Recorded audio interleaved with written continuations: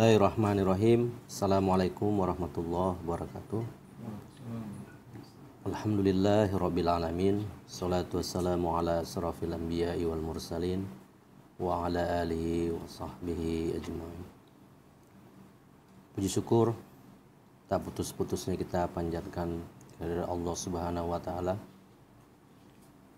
atas segala limpahan rahmat, karunia, hidayah serta inayahnya.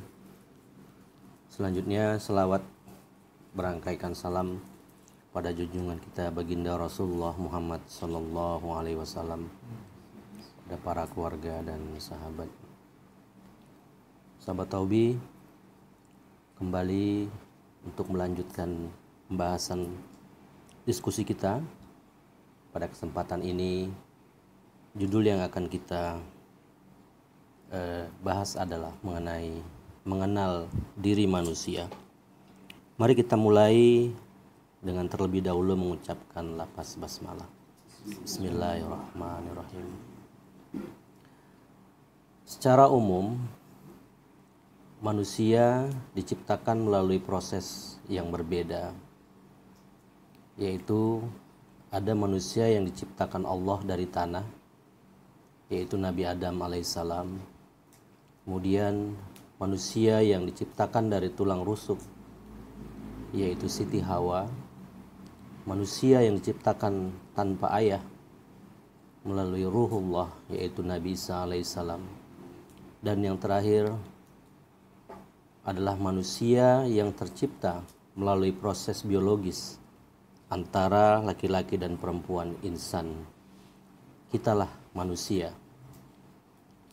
Pengenalan terhadap diri tentunya dilakukan melalui proses belajar, mengenali entitas diri baik secara fisik, lahiriah maupun batiniah. Dan semua ini tidak terlepas dari khalifah pertama, An-Nas, yang diciptakan oleh Ahad.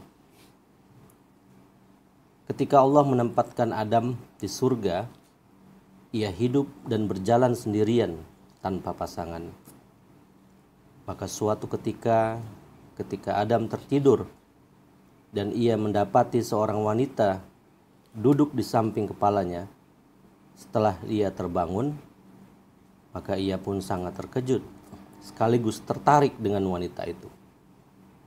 Wanita yang Allah ciptakan dari tulang rusuknya yang paling atas dan paling bengkok, yang apabila diluruskan dengan keras dia akan patah. Lantas Adam bertanya, "Siapakah kamu sebenarnya?" Maka perempuan itu pun menjawab, "Aku seorang perempuan, istrimu."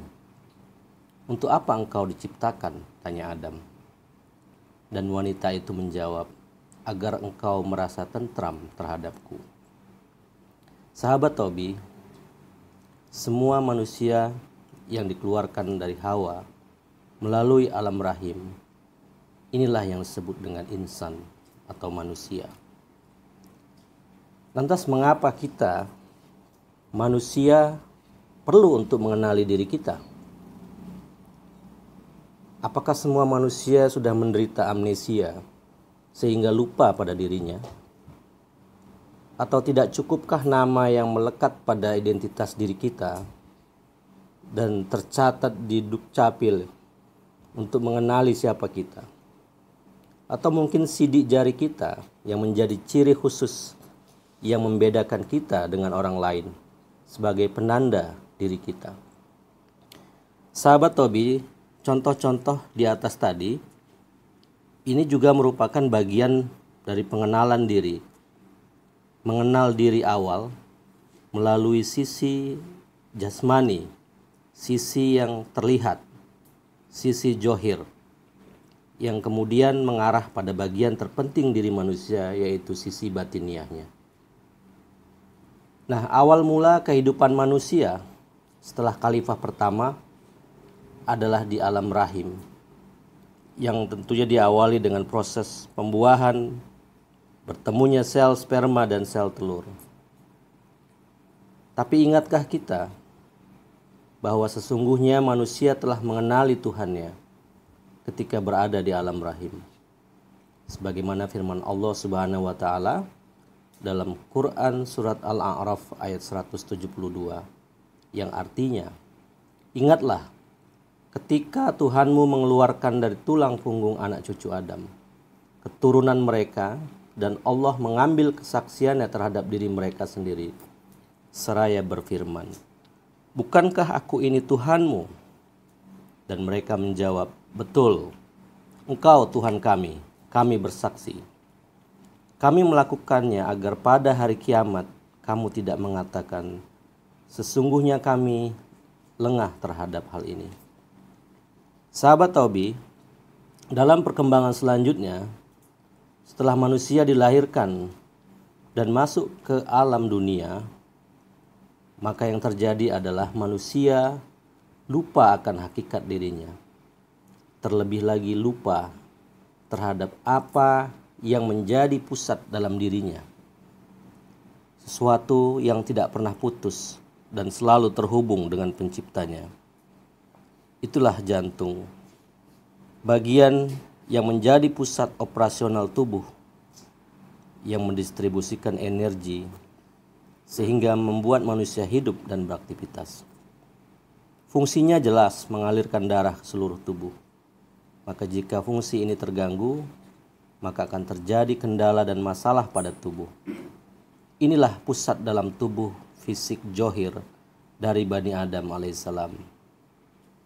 Jika dalam diri terlihat atau yang zohir manusia terdapat pusat, maka inilah bagian dari diri yang disebut dengan sisi batinnya. Marilah kita mulai mengenal apa dan siapa diri ini.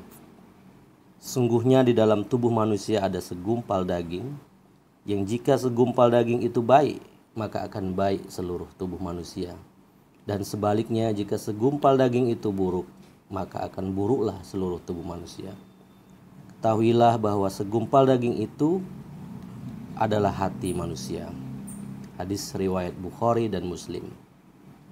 Demikianlah Rasulullah Shallallahu Alaihi Wasallam bersabda secara khusus tentang hati dan kolbi. Sahabat Taubi, manusia adalah makhluk yang lalai.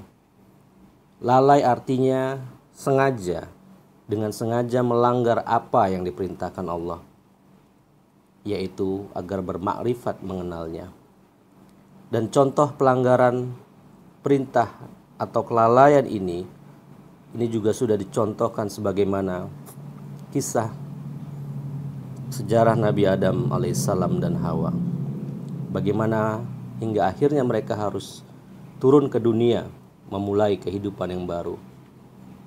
Lalai bukanlah hal yang buruk, tetapi untuk disadari, dan ini menjadi bagian penting dalam mengenali diri untuk kembali pada Allah Subhanahu wa taala. Demikianlah sahabat Taubi, semoga bermanfaat. Alhamdulillahirabbil alamin. Innalillahi wa inna ilaihi rajiun. Wallahu a'lam bishawab. Assalamualaikum warahmatullahi wabarakatuh.